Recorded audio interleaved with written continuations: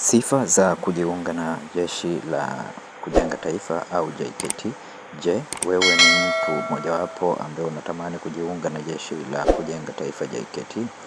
Fahamu sifa hizi kabla ya kuamua kujiunga na JKT. Fahamu sifa hizi pamoja na vitu ambavyo unatakiwa kuwa navyo wakati wa kuripoti katika kambi ya JKT. Sifa ya kwanza kabisa, hakikisha wewe ni raia wa Tanzania. Sifa ya pili ni umri. Kwa vijana wenye elimu ya darasa la 7 kutoka Tanzania bara na vijana wenye elimu ya kidato cha pili kutoka Zanzibar, umri ni kuanzia miaka 16 hadi 18. Waliomaliza kuanzia mwaka 2022, 23, 24 na 25 na uwe na cheti halisi cha kumaliza elimu ya msingi na kidato cha pili. Vijana wenye elimu ya kidato cha 4, umri usizidi miaka 20.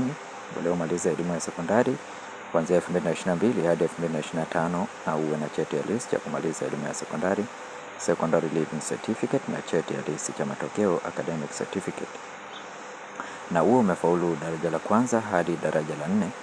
Kijana mwenye daraja la 4 awe na ufaulu wa alama kuanzia 26 hadi 32. Vijana wenye elimu ya kidato cha 6, umri usizidi miaka 22 kwa waliomaliza elimu ya sekondari kuanzia 2022 hadi 2000. Kwa vijana wenye elimu ya stashahada, umri usiwe zaidi ya miaka 25 na uwe na vyeti vyako vya sekondari na vya chuo. Vijana wenye elimu ya shahada, umri usiwe zaidi ya miaka 26. Vijana wenye elimu ya shahada ya uzamili, umri usiwe zaidi ya miaka 27. Uwe na afya njema, akili timamu na usiwe na alama yoyote ya mchoro mwilini au tattoo.